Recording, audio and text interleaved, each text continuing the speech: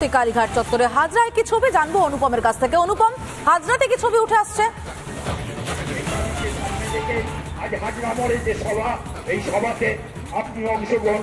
দেখো, ইতিমধ্যে বিজেপি কর্মী সমর্থক এবং নেতৃত্বরা যারা রয়েছেন তারা তো আসছেনই, এবং দক্ষিণ কলকাতার বিজেপি নেতারাও কিন্তু ইতিমধ্যেই এসে পৌঁছেছেন। আমি একবার মঞ্চের ছবিটা দেখাবো। দাবি একটাই, পদত্যাগ, মুখ্যমন্ত্রীর পদত্যাগ। এই মঞ্চে এই ব্যানারকে সামনে রেখেই বিজেপির আজকের এই গোটা কর্মসূচি।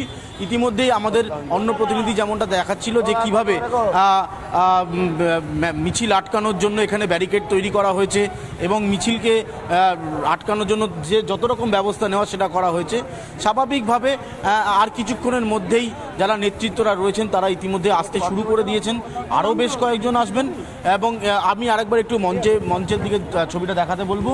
এবং তুমি দেখতে পাচ্ছ যে এই মুহূর্তে বিজেপি কর্মী সমর্থক এবং দক্ষিণ কলকাতা যারা নেতৃত্বরা রয়েছেন তারা ইতিমধ্যে আসছেন। সুকান্ত মজুমদার সকালে সাংবাদিক বৈঠক করে জানিয়েছেন যে তিনি এখানে উপস্থিত থাকবেন এবং অন্যান্য যারা নেতৃত্বরা রয়েছেন তারাও কিন্তু এখানে উপস্থিত থাকবেন। ফলে সব মিলিয়ে তোমার যেটা জানিয়ে রাখবো যে ইতিমধ্যেই আমরা কৌস্তব চ্যাটার্জিকে দেখতে পাচ্ছি এবং অন্যান্য যারা নেতৃত্বরা রয়েছেন তারা ইতিমধ্যেই আসতে শুরু করে দিয়েছেন। তুমি দেখতে পাচ্ছ ছবি, তারা ইতিমধ্যেই এসে প্রস্তুত হয়েছেন। আমি কৌস্তবদার কাছে যাবো। কৌস্তবদা, স্লোগান আমরা দেখছি একটা, মুখ্যমন্ত্রীর পদত্যাগ।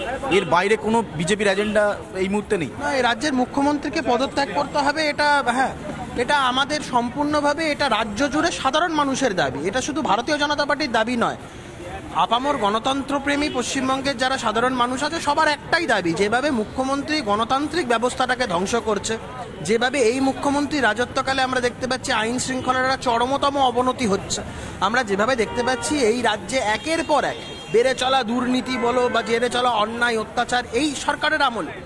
তারপরে দেখো একজন রাজ্যের মুখ্যমন্ত্রী একজন প্রশাসনিক পদে থেকে কি সে এই বন্যাকে কেন্দ্র করে কিভাবে মিথ্যা কথা বলে গেলেন। প্রথমে বললেন তারা জানতেন না, অথচ আজকে একটা পাবলিক ডোমেনে এখন এই চিঠিটা সবার সামনে এখন আছে যে স্টেট চিঠি সার্কুলার জারি করে ওয়ার্ন করেছে।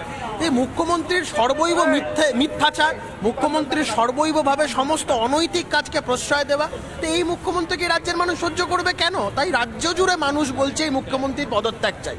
তো রাজ্যের মানুষকে সম্মান জানাতে, রাজ্যের মানুষের ভাবাবেগকে সম্মান জানাতে আমরাও সেই একই দাবি তুলছি যে আমরা এই মুখ্যমন্ত্রীর পদত্যাগ চাই। এই দাবি শুধু বিজেপির নয়, দাবি রাজ্যের মানুষের দাবি।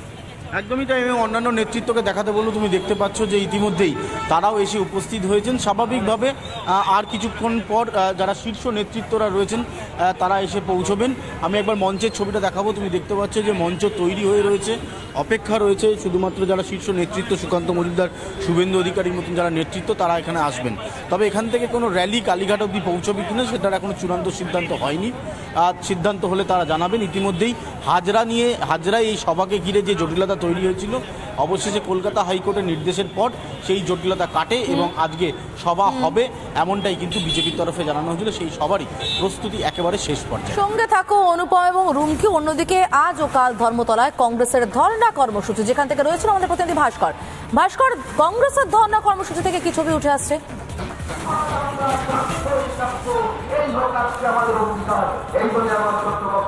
একদমই সমাজিত একদম ধর্মতলার মোড়ে কংগ্রেসের তরফ থেকে মঞ্চ তৈরি করা হয়েছে, যে মঞ্চে ইতিমধ্যেই মনোজ চক্রবর্তী, বাসুদেব চ্যাটার্জির মতো যারা প্রদেশ কংগ্রেসের শীর্ষ নেতৃত্ব তারা এসে পৌঁছেছেন। একই সঙ্গে থাকবেন বর্তমান প্রদেশ কংগ্রেস সভাপতি শুভঙ্কর সরকার এবং প্রাক্তন সভাপতি অধীর রঞ্জন চৌধুরী।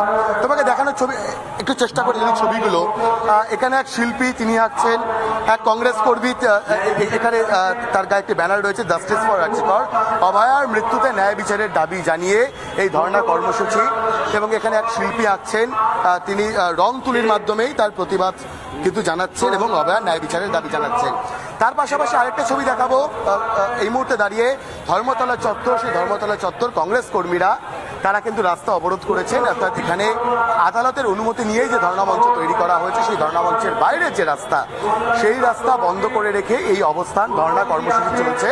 লাগাতার দুদিনের ধর্ণা কর্মসূচি, যে ধর্ণা কর্মসূচিতে এই মঞ্চেই থাকবেন অধীর চৌধুরী, শুভঙ্কর সরকারেরা। এবং তার আগের এখনকার যে ছবিটা, প্রদেশ কংগ্রেসের শীর্ষ নেতৃত্ব তারা এসে পৌঁছেছেন ধর্মতলার এই ধর্ণা মঞ্চে। আর কিছুক্ষণের মধ্যেই অধীর চৌধুরী, শুভঙ্কর সরকাররা তারা এসে পৌঁছবেন। আমার ভিডিও পিনাকিকে বলবো, পিনাকি একবার মঞ্চের ছবিটা আরো একবার দেখাও।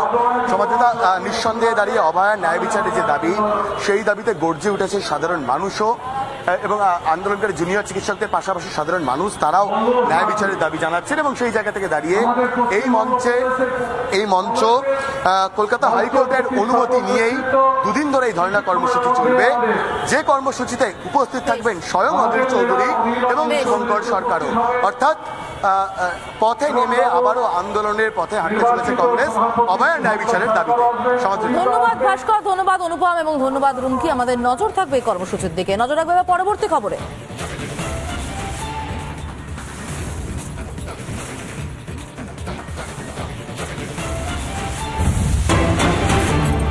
অনুব্রত মণ্ডলকে আপাতত কোনো দায়িত্ব নয়, বীরভূমে দলের দায়িত্ব কোর কমিটির হাতেই, এখনই কেষ্টকে পুরোপুরি ব্যবহার নয়।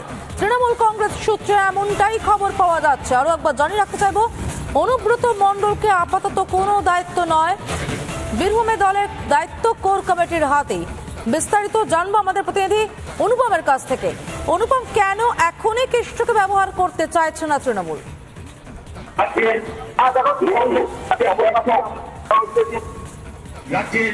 দেখো, তৃণমূল সূত্রে যেটা খবর পাচ্ছি আমরা সেটা হচ্ছে যে বীরভূমে অনুব্রত মণ্ডল ফেরার পরেই বীরভূম কে চালাবে, বীরভূম কার নেতৃত্বে বীরভূম চলবে, এটা নিয়ে কিন্তু একটা দ্বন্দ্ব তৈরি হয়েছিল এবং অনুব্রত মণ্ডল ফিরলে তার হাতেই সমস্ত দায়িত্ব দেওয়া হবে বলে অনেকে মনে করছিল।